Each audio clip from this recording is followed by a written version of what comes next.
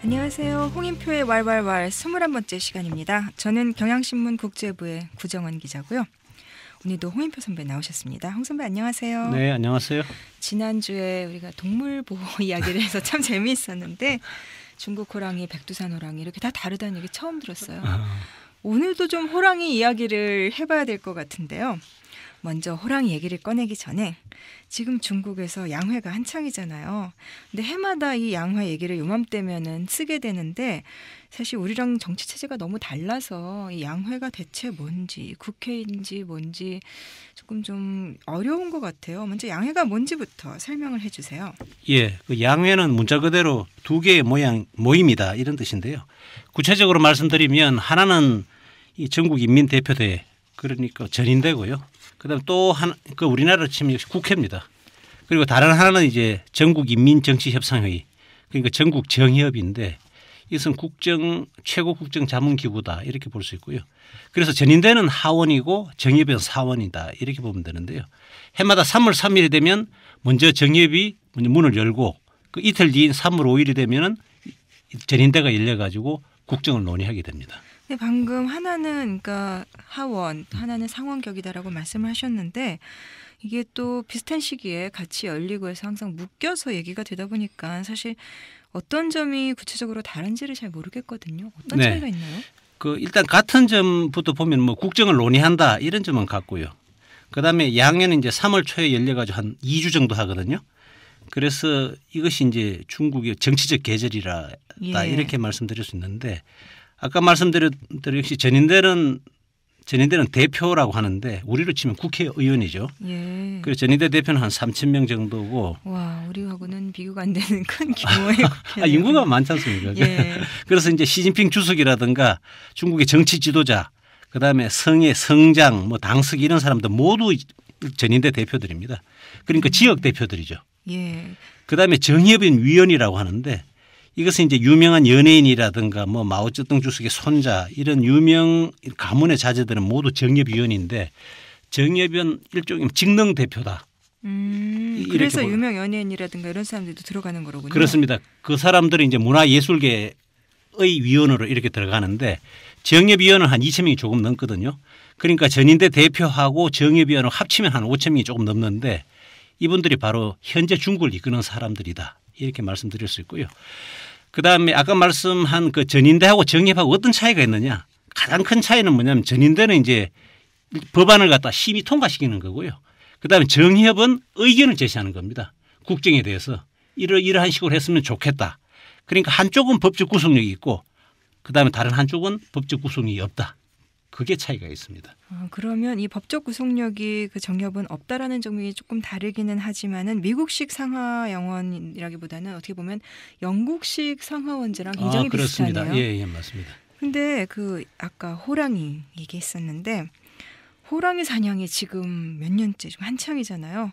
이 반부패 의지 중국 지도부가 굉장히 특히 시진핑 주석이 이 거물급 그 부패 사범 호랑이 사냥 얘기를 많이 한다고 하는데 그동안 어떤 일이 있었는지 좀 설명을 해 주세요. 네. 그 사실은 이제 호랑이와 파리 이게 이제 시진핑 주석의 반부패 투쟁의 키워드인데요. 호랑이와 파리요? 예. 호랑이는 거물. 예. 그다음에 파리도 무시 못 한다고요. 하급 관리. 하급 관리들 일반 사실 민생에 큰 영향을 미치죠. 예. 그러니까 호랑이도 때려잡고 그다음에 파리도 때려잡자. 이것이 이제 시진핑 주석이 들고 나온 반부패 투쟁의 키워드인데 굉장히 좀 피부에 쏙쏙 와닿는 비유네요. 그렇습니다. 예. 그래서 이제 원래 그 양의 유행어가 새로 생겼는데 여기서 이제 철모자왕이다 뭐 이런 또 청나라 시대 때 그 뭐 나온 얘기인데 철모자왕이다 이런 또 유행어가 생겼습니다.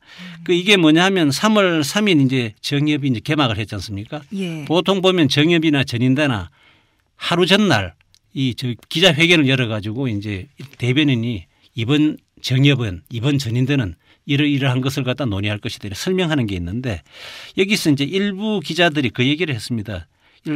정협 대변인한테 호랑이가 잡힐 거라는 얘기가 있는데 어떻게 생각하느냐 이렇게 물었거든요. 그러니까 거기서 이제 정협 대변인이 무슨 말을 했느냐 하면은 이른바 반부패 투쟁에서 절대로 한계를 둘 수 없다. 그래서 철모자왕은 없을 거다. 이런 말을 했습니다. 반부패 투쟁에 한계는 없다. 계속 해나갈 거다는 얘기인데 대체 그 철모자왕이 뭔가요? 예, 철모자왕이라는 건 뭐냐면 중국 청나라 시대 때의 그 독특한 제도인데요. 왕위를 갖다가 세습을 하는 겁니다. 그러니까 뭐냐 하면 중국에서 이제 왕이 있지 않습니까? 그러니까 황제의 동생이라든가 이런 사람들이 보통 왕이 되는데 왕이 자기 아들한테 자기를 물려줄 때는 한계급씩 이렇게 뭡니까 내려가면서 물려주는 전통이 있는데 철모자왕이 돼버리면은 그게 내려가지 않고 그 왕직위를 그대로 물려주는 거죠.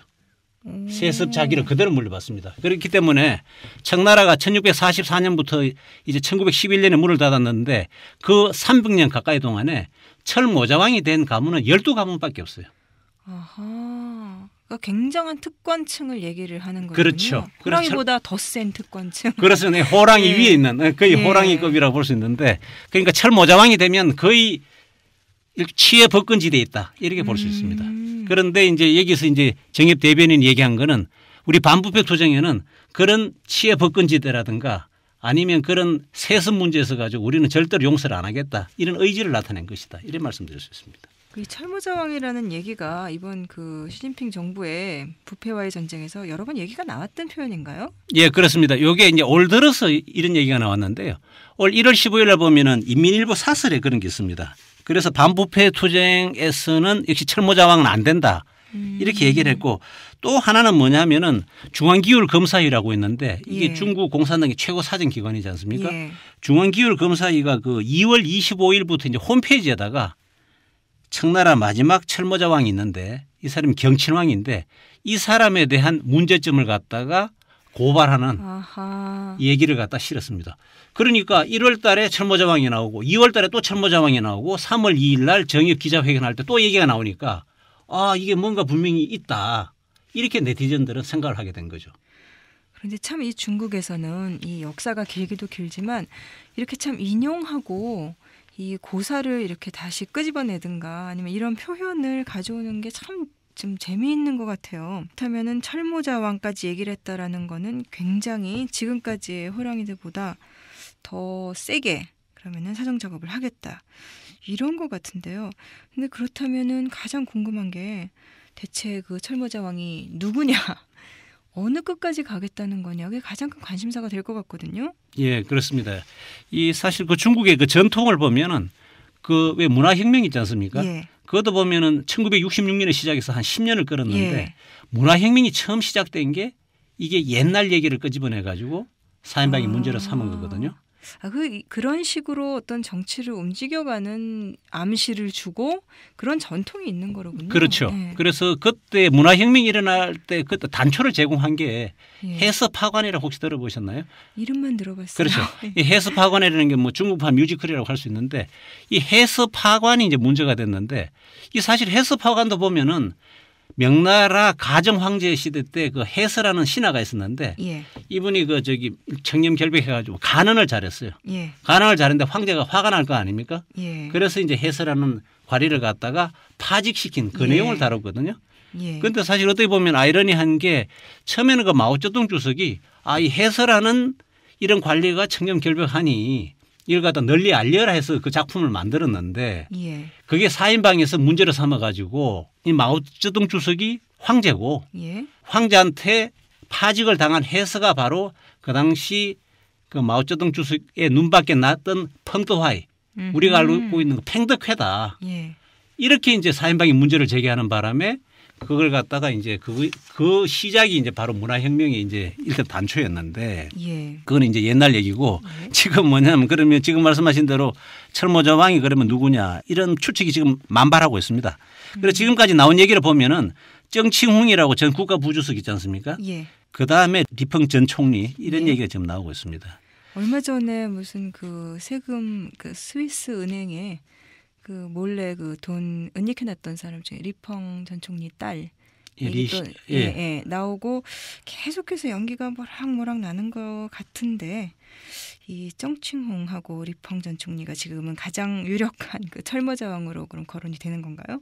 그러니까 고전에 이제 그러니까 여기 나오자마자 이제 이런 얘기가 처음에 확 돌았습니다. 왜냐하면 정칭홍 전 국가부주석 같은 경우는 이름에 경사경자가 있지 않습니까? 한자로 쓰면 정경홍인데 그게 뭔가 중요한 암시가 되나요? 그렇죠. 그게 뭐냐면 아까 청나라 마지막 철모자왕이 이 바로 경친왕이었잖아요. 예. 그러니까 이 사람도 역시 경사경제를 쓰잖아요.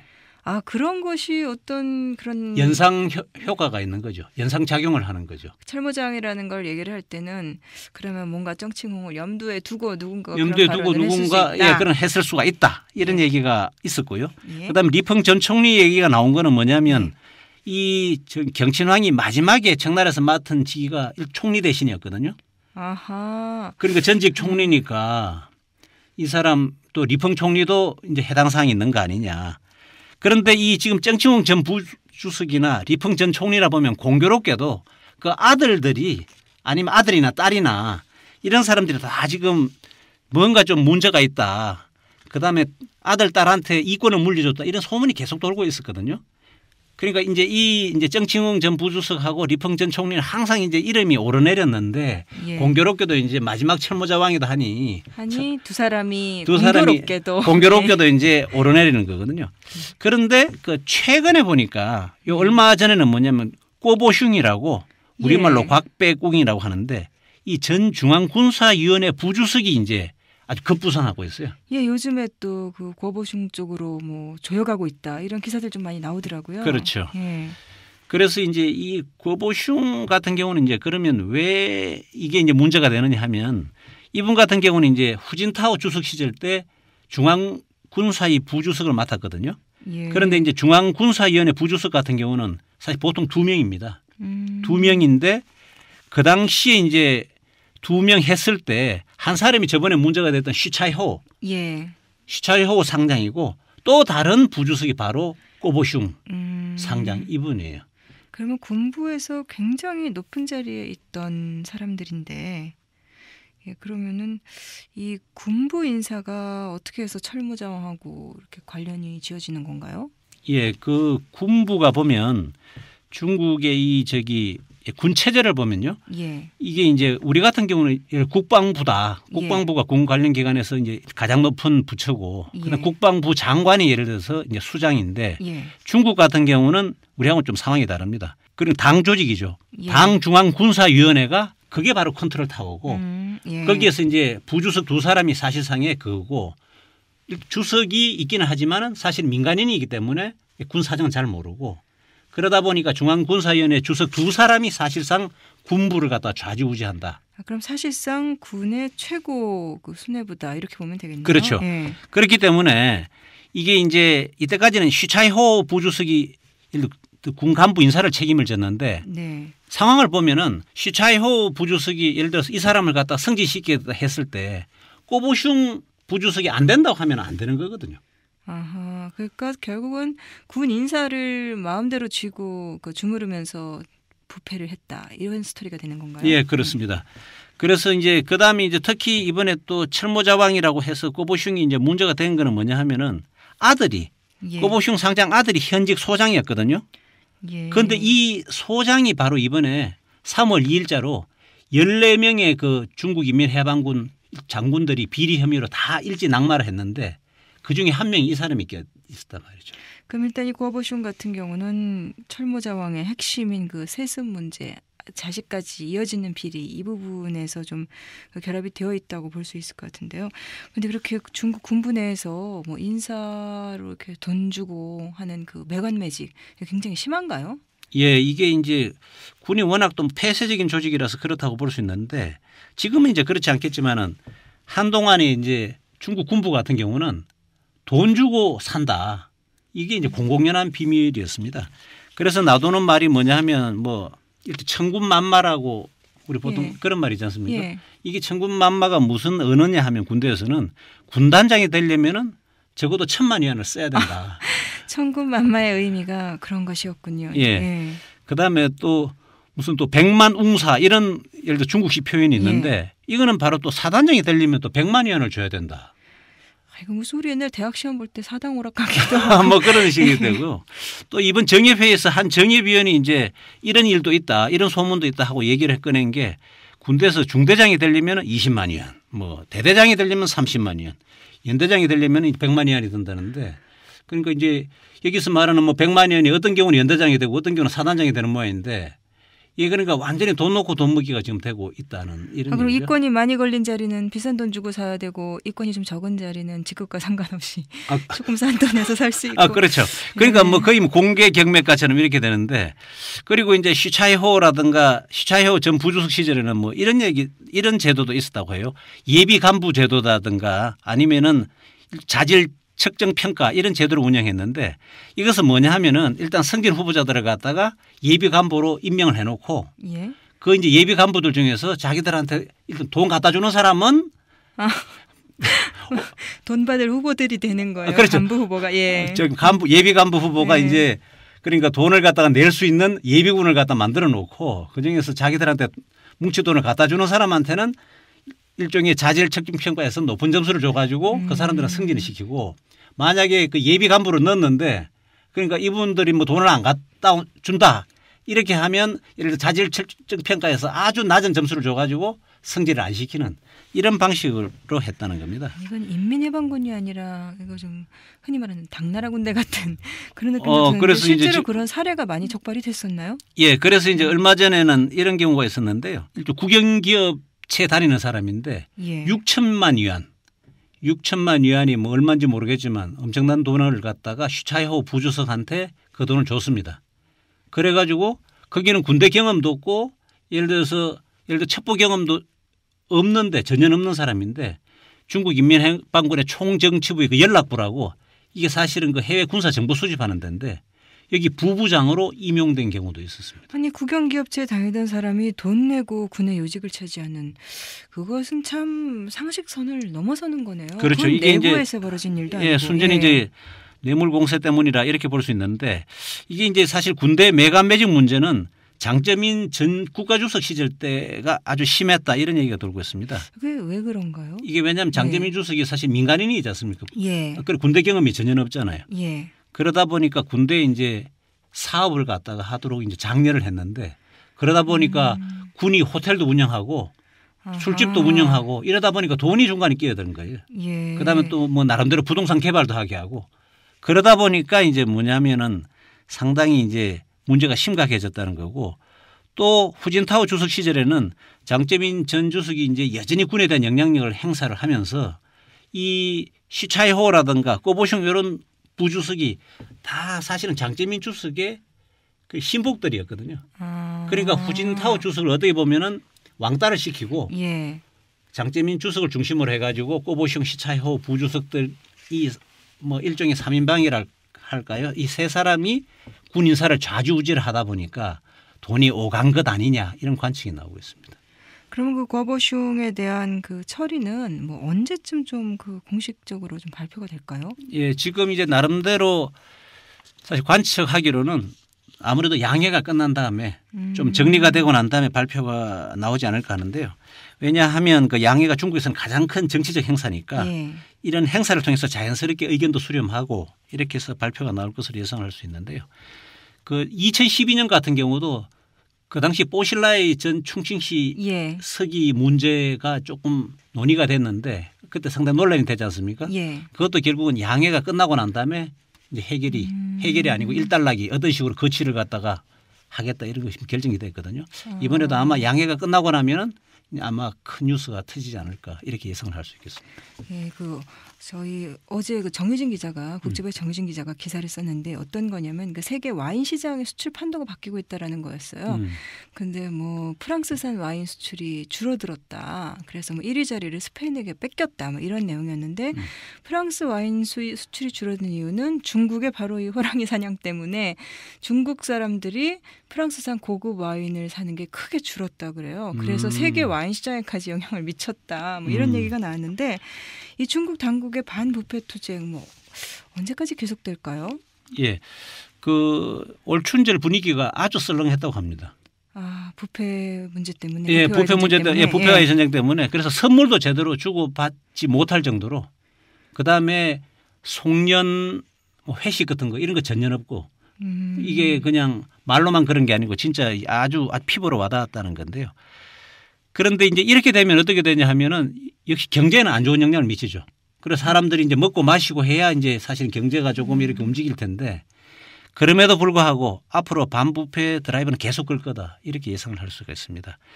여기에 이제 모든 걸 걸고 있는데 이걸 성공하지 못하면 중국은 명실상부한 세계 최강의 국가가 될 수 없죠. 그렇죠. 그죠? 예, 장기적으로 보면 예, 나라 곳곳에 이제 사실 비리가 만연해 있고 부정부패가 돼 있는데 예. 뭐 사실 국가 경쟁력이라든가 국제 경쟁력 이런 걸 갖다 갖출 리가 만무하고 이런 것이 계속했다면 영원히 미국을 갖다 넘어설 수는 없다. 그래 몸집은 커지지만 예. 내실을 다질 수 없으니까. 그래서 이제 총력을 기울인다 이렇게 보고 또 어떻게 보면 시진핑 주석 입장에서는 후진타오 체제의 그 10년간 나름대로 경제 성장을 했지만 그 많은 적폐 문제점이 있지 않습니까? 그것이 그대로 자기한테로 넘어온 거거든요. 그러니까 시진핑 주석 입장에서는 그 수많은 적폐를 갖다 해결하려면 결국은 이제 반부패 드라이브로 승부수를 던질 수밖에 없는 거고 사실 지금 서민들 같은 경우는 굉장히 살림살이가 어려운데 그래도 이 사람들이 나름대로 자위를 할 수 있는 것은 반부패 투쟁 여기에 대해서 이제 서민들이 상당히 만족해하고 많은 박수 갈채를 보내고 있기 때문에 시진핑 주석 입장에서는 여기에 올인을 할 수밖에 없다.